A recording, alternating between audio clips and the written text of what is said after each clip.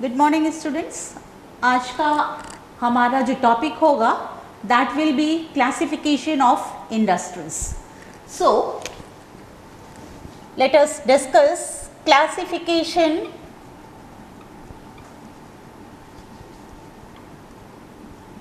Of industries.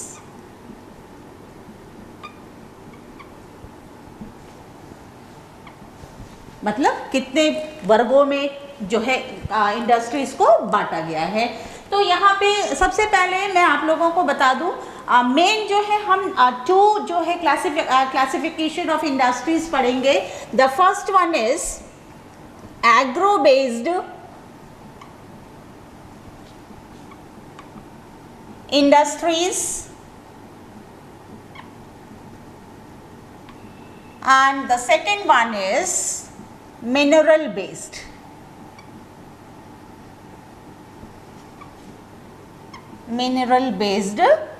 industries।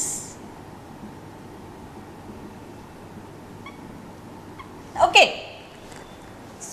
तो यहां पर what you mean bye agro based. Agro का मतलब क्या होता है? Agro it is directly related with agriculture. It means all the raw products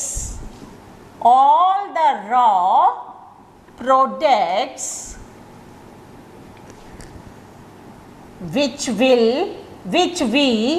get from agriculture sector। Okay, जितने भी हमारे रॉ प्रोडक्ट्स हैं, कच्चे सामान है, और जो हमको कहाँ से मिलता है? एग्रीकल्चर से मिलता है। तो इसमें हम डिस्कस करेंगे बाद में कौन कौन से जो है हमारे रॉ प्रोडक्ट्स एग्रीकल्चर सेक्टर से बिलोंग करते हैं। Now come to the next, that is mineral based product या मिनरल बेस्ड इंडस्ट्रीज। अब mineral what you mean by mineral? इसके पहले भी हम लोगों ने कई बार चर्चा की थी इन क्लास 9th और in class 10th in previous chapters. Minerals का मतलब है जितने भी खनिज पदार्थ which we get from inside the earth crust, जमीन के नीचे, पृथ्वी के नीचे से जितनी भी हमें चीजें जो मिलती है that classified in minerals. So minerals जो है हमारे यदि आप ध्यान दोगे, मिनरल्स हमारा जो डे टू डे जो लाइफ है इसमें इसका बहुत ही इम्पॉर्टेंट रोल है। They play very important role in our day to day life style.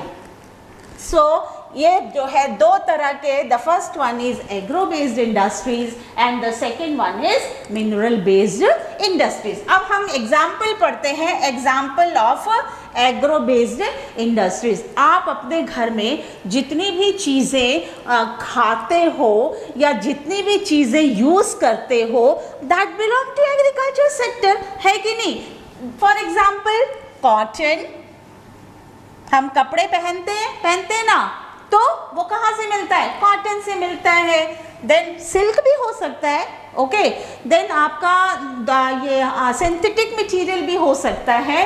Then cotton हो गया, बट यहाँ पे एग्रीकल्चर से मुझे जो है कॉटन एंड सिल्क ही मिलता है। देन नेक्स्ट आपका आ जाएगा jute, then tea, coffee, rubber, okay. Then आपका और भी बहुत सारे चीज हैं जो हमें एग्रीकल्चर से मिलते हैं। इसमें आप शुगर भी लिख सकते हो। शुगर केन कहाँ होता है? एग्रीकल्चर में प्रोडक्शन होता है, और उससे हम क्या बनाते हैं? शुगर बनाते हैं। Then you can write also edible oils. जितने भी हम तेल खाते हैं, हमारे खाने में जितने भी तेल जो प्रयोग होती हैं that we also get from agriculture sector। So you can write here edible oil and sugar। ये सारी चीजें जो है वो हमको एग्रीकल्चर से मिलती है and it is the example of agro based industries. Now second, what are the example of mineral based industry. Mineral based industry में मैंने पहले ही बताया कि यहाँ पे फर्स्ट आपका आ जाएगा iron, then petroleum products,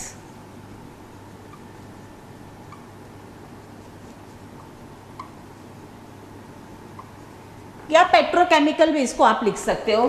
then इसके बाद आपका आ जाएगा एल्यूमिनियम एक्सेट्रा, जिंक वगैरह। ये सारी चीजें क्या है हमारी मिनरल बेस्ड इंडस्ट्रीज। ये सारी इन इंडस्ट्रीज में जो भी मिनरल बेस्ड इंडस्ट्री होती है इन सारी चीज़ों के लिए इस्तेमाल की जाती है, इन सारी चीज़ों को बनाई जाती है फाइनल गुड्स में। एंड कॉटन एग्रो बेस्ड जो इंडस्ट्री होती है इन सारी चीज़ों को वो फाइनल गुड्स तैयार करता है। So these are the classification of industry, agro based industry and mineral based industry. Now come to the next topic. Classification of industries on the basis of ownership. Ownership का मतलब क्या है? स्वामित्व, अपना. So classification of industries on the basis of ownership.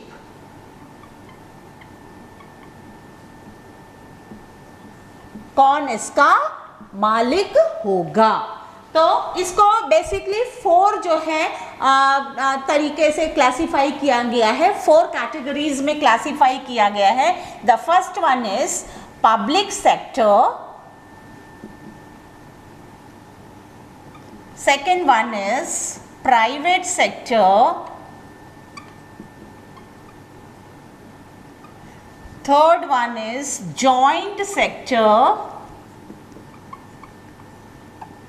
and the last one is cooperative sector. Okay, अब हम लोग discuss करते हैं क्या कौन कौन से सेक्टर में कौन कौन जो है ओनरशिप किसका किसका होता है। First one public sector.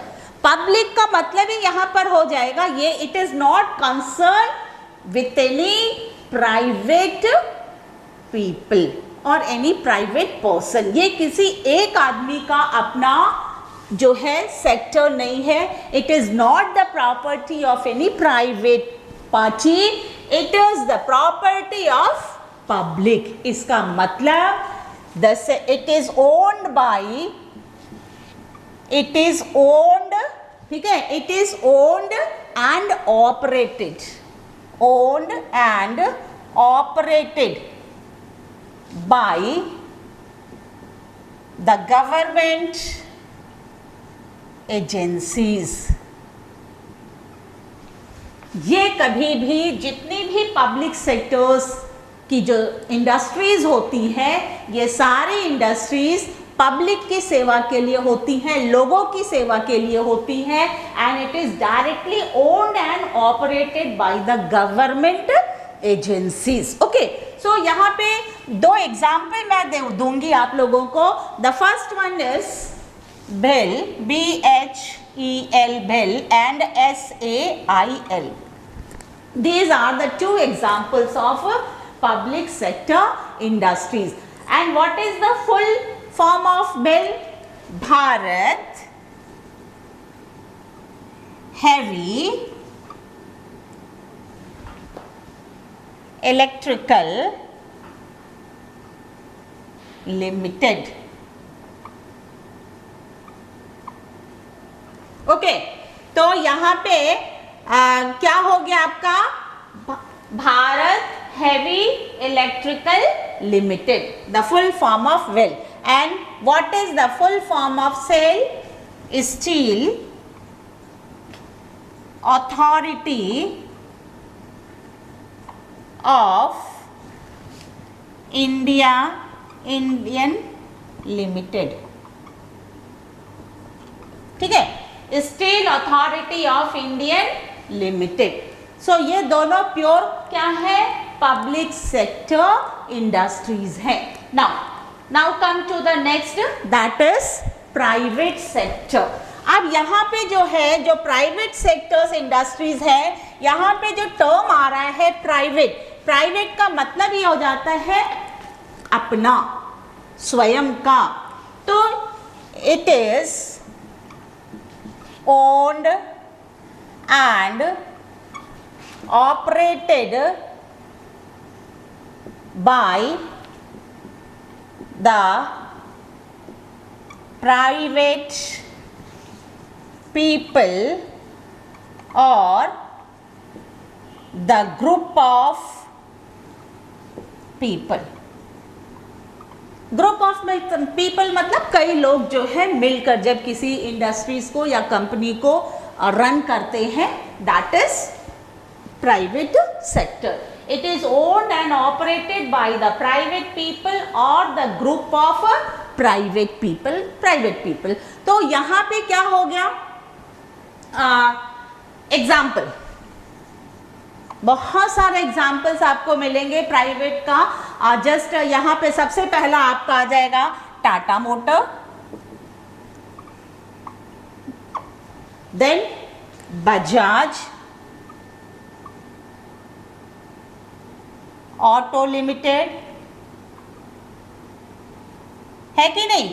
Then next आपका आ जाएगा डाबर,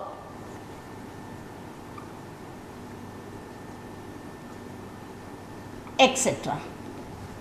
यहाँ पे बहुत सारे एग्जाम्पल्स, आप बहुत सारे एग्जाम्पल्स दे सकते हो। मैंने तो सिर्फ यहाँ पे 3 एग्जाम्पल्स आपको दिया है, Tata motor, Bajaj auto limited and Dabur industries. These are totally private. इसमें सरकार की कोई भी भूमिका नहीं होगी। इसकी जो प्रॉफिट है, इसका जो लॉस है, वो directly concern with that people. Okay, then next joint sector। it is very important that joint sector में आपका आ जाएगा, joint का मतलब ही यहाँ पर हो रहा है 2 लोग मिलकर, 2 ग्रुप मिलकर। एंड वो 2 ग्रुप कौन कौन से होंगे, the state government and the individual और the group of individual. The first one is sector is run by, is jointly लिखेंगे, jointly run by the state and individual।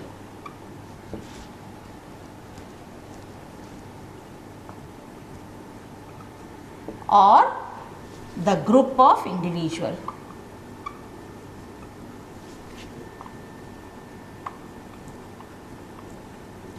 ठीक है, मतलब जॉइंटली जो है स्टेट जो गवर्नमेंट है उनका भी होगा, और उनके साथ जो है जो इंडिविजुअल पर्सन, प्राइवेट जो इंडिविजुअल पार्टीज हैं वो स्टेट गवर्नमेंट्स के साथ कोलैबोरेट करती हैं। एंड कोलैबोरेशन के साथ ये वाली सेक्टर जो है, जॉइंट सेक्टर जो है वो चलती है। इसका एग्जाम्पल है with the collaboration of state government. ये क्या है, ऑयल इंडिया लिमिटेड। एग्जाम्पल इसका होगा ऑयल इंडिया लिमिटेड। ठीक है, it is very good example which is jointly run by the state government and the individual party। so यहाँ पे हो गया आपका joint sector and last is your cooperative sector। cooperative में क्या होता है, सहकारी, इसको हिंदी में कहते हैं सहकारी। यहाँ पर जैसे एग्जाम्पल मैं बता दूं, कोऑपरेटिव का मतलब होता है the producer of that products or the supplier of that products and the laborers of that products, दोनों जो मिलके जिस सेक्टर को रन करते हैं या चलाते हैं या ऑपरेट करते हैं, that is known as cooperative sector। so यहाँ पे हम लिखेंगे it is owned and operated by the producer or the supplier of the products and the staff of the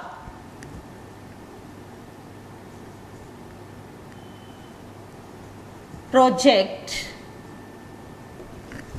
and the staff of the project, जो project हमारा चल रहा है उस प्रोजेक्ट में काम करने वाले जितने भी हमारे स्टाफ होंगे, they are the owner of that sector, cooperative sectors. यहाँ पे जो प्रोड्यूसर होगा, जो रॉ मटेरियल प्रोड्यूस कर रहा है खेत में, and the worker of that particular sector, इन दोनों का शेयरिंग होगा, इक्वल शेयर होगा। जो भी इनका प्रॉफिट होगा 50-50 शेयर होगा।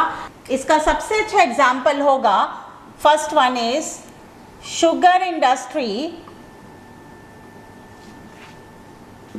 ऑफ महाराष्ट्र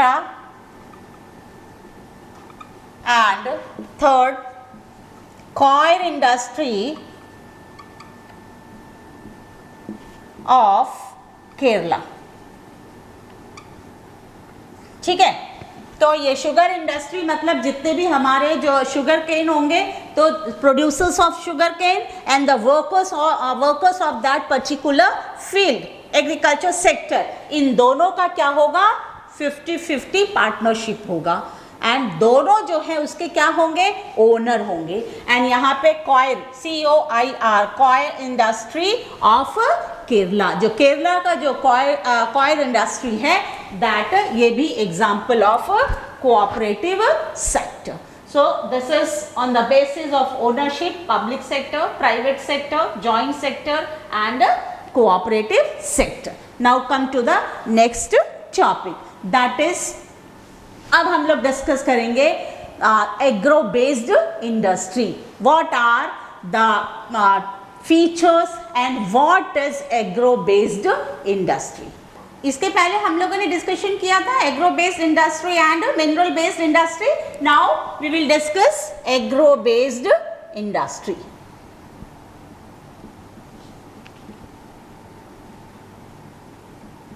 उसमें हम लोग सबसे पहले चर्चा करेंगे एग्रो बेस्ड इंडस्ट्री में, that is textile industry. What do you mean by textile? कपड़ा, है ना। टेक्सटाइल का मतलब क्या है, कपड़ा उद्योग, हिंदी में इसको कहेंगे कपड़ा उद्योग। जैसा कि हम लोगों को पता है, कॉटन जो प्रोड्यूस होता है हमारे देश में, कॉटन के प्रोडक्शन में हमारा देश काफ़ी आगे है, बहुत ही ज़्यादा यहाँ पे प्रोडक्शन किया जाता है।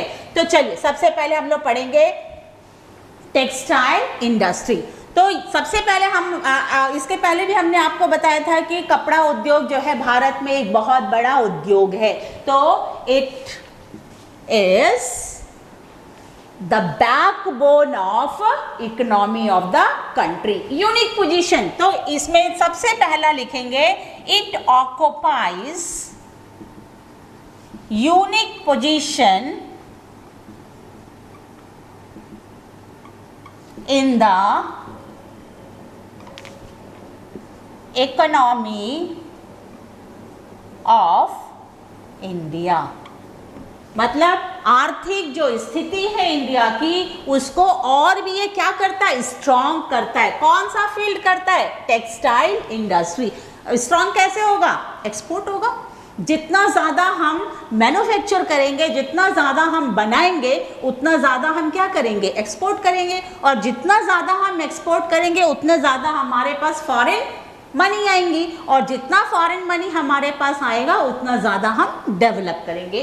सो it occupies unique position in the economy of India. Then इसका सबसे ये है जितना भी इंडस्ट्रियल सेक्टर में जो प्रोडक्शन होता है उसका 14% जो प्रोडक्शन होता है कौन कंट्रीब्यूट करता है? Textile industry. It means it contribute 14% of the total production of industry.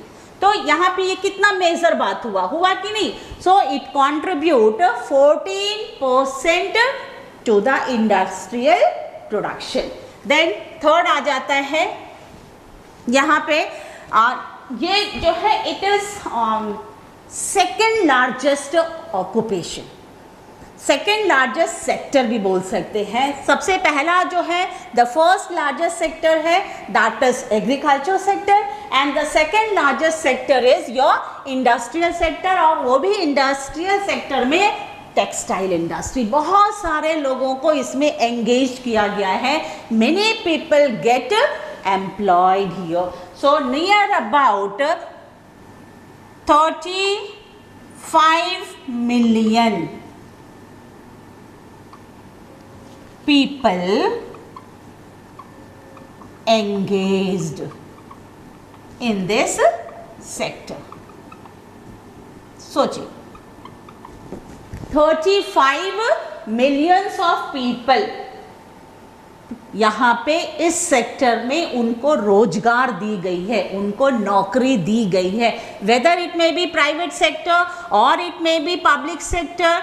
ठीक है, तो जरूरी नहीं है कि ये टेक्सटाइल इंडस्ट्री पब्लिक नहीं हो, प्राइवेट नहीं हो. प्राइवेट भी हो सकती है, प्राइवेट आदमी भी अपना टेक्सटाइल इंडस्ट्री चला सकता है. पब्लिक सेक्टर भी हो सकते हैं, who is run by the government agencies. तो ये जो है इतने लोगों को इन्होंने रोजगार दे रखा है. It means it is the second largest industry. Then next आपका आ जाएगा, इट्स वेरी इंपॉर्टेंट कि इस इंडस्ट्री के थ्रू हमें फॉरेन एक्सचेंज हमारा कितना होता है and that is 24.6%. We earn 24.6% of foreign exchange. Next point is we earn 24.6% of foreign exchange. मतलब इतना परसेंट विदेशी मुद्रा हमारे देश में इस इंडस्ट्री के थ्रू आती है. So how much it is important for us, है ना. देन अब ये जीडीपी में कितना कंट्रीब्यूट करता है? It contribute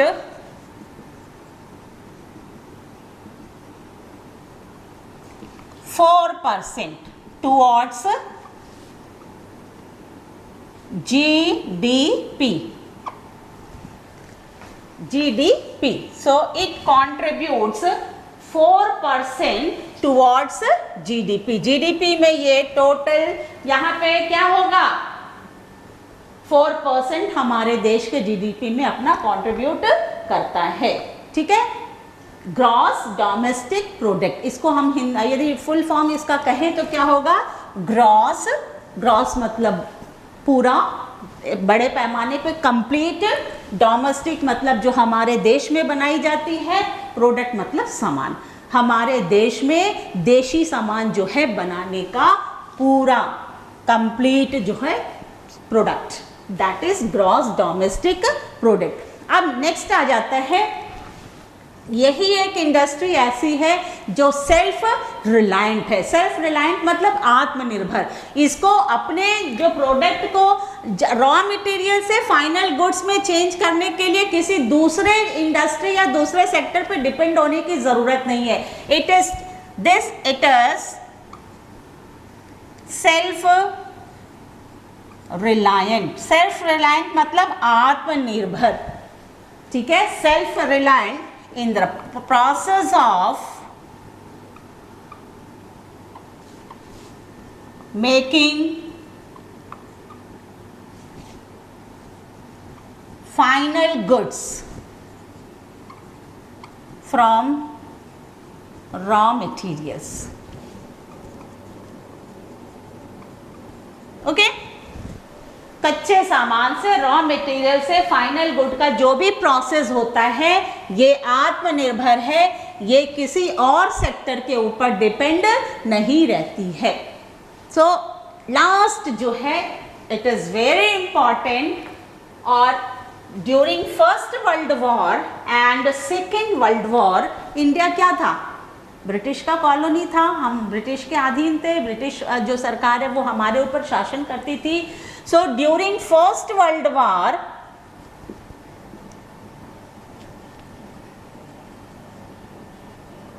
and second world war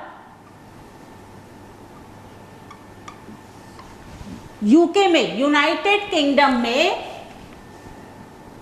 किसका डिमांड ज्यादा बढ़ गया?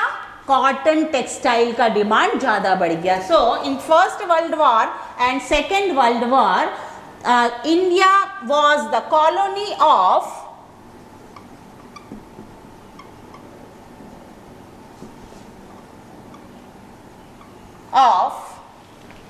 UK and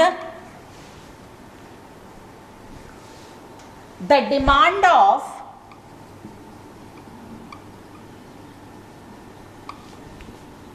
cotton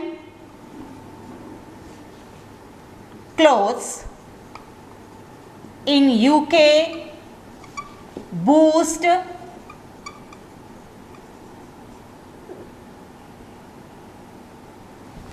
textile industry.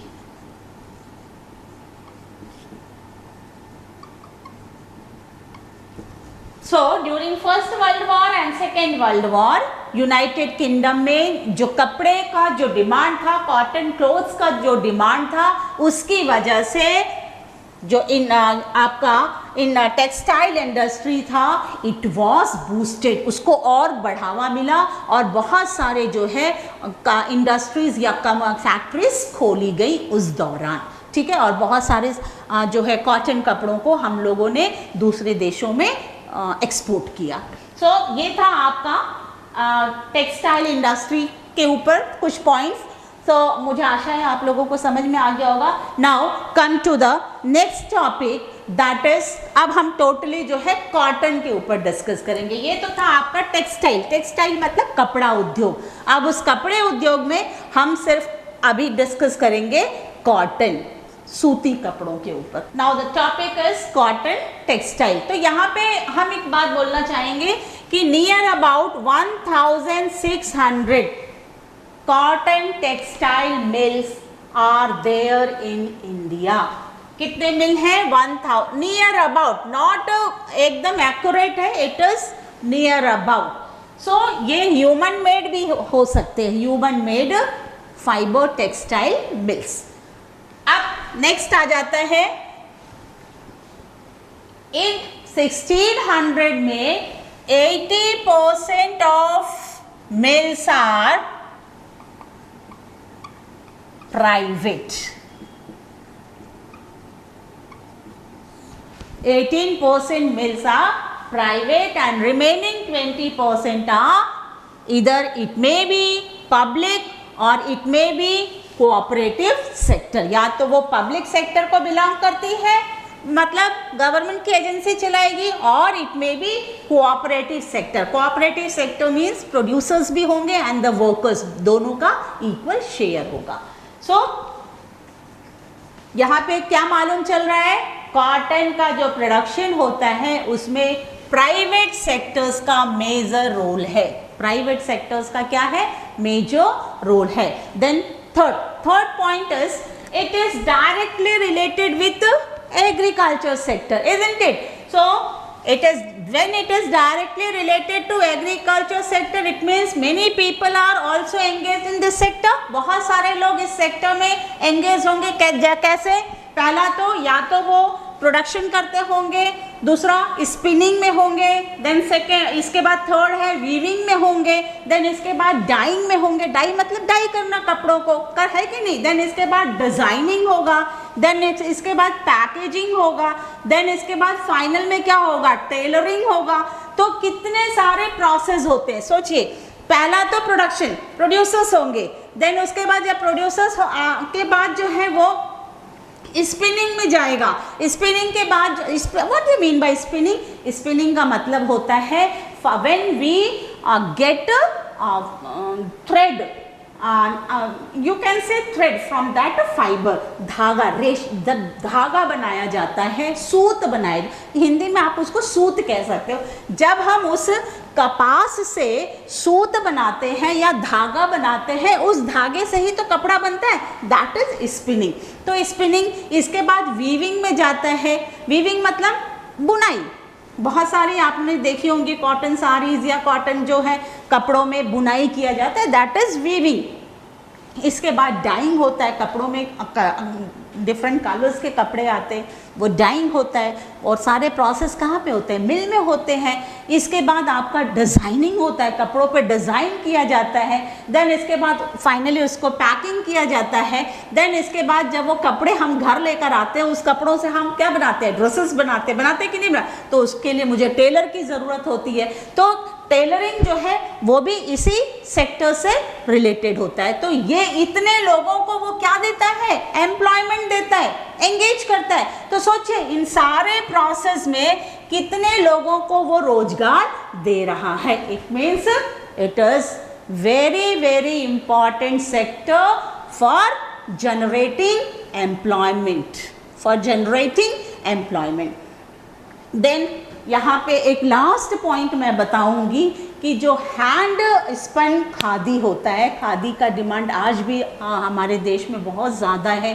Khadi वस्त्र जो है, खादी कपड़े लोग जो है बहुत ही इंटरेस्ट के साथ पहनते हैं, and it is very much popular and highly demanded throughout the world.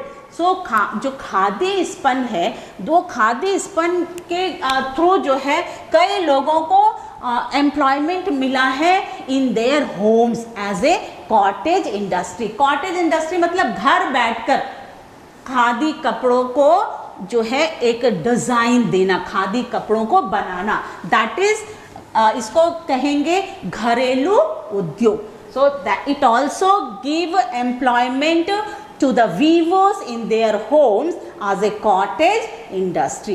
So these all are about cotton textile. Okay बेटा, so आज के लिए बस इतना ही। मिलते हैं अगले क्लास में, तब तक के लिए थैंक यू।